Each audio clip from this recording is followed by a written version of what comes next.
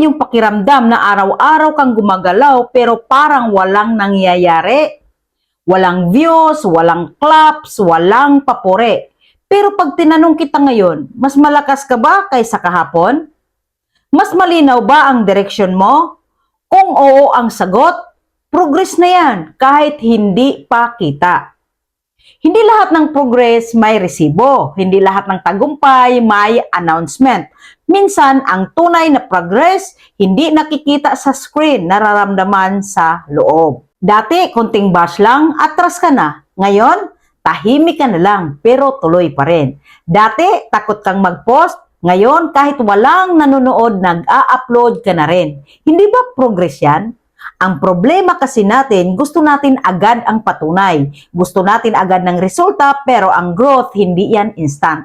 Parang ugat ng puno habang wala pang nakikita sa ibabaw, sa ilalim pala lumalalim na. Kung pakiramdam mo mabagal ka, baka kasi malalim ang hinahanda sa'yo. At tandaan mo ito, ang mabagal pero tuloy-tuloy, mas malayo ang mararating kaysa mabilis pero sumusoko.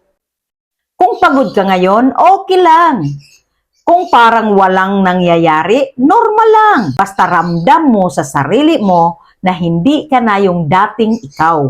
Umuusad ka na ngayon at darating yung araw na yung progress na ramdam mo ngayon, makikita na rin ng lahat. Ano sa tingin mo? Natulungan ba kita? Paki-like, follow, and share.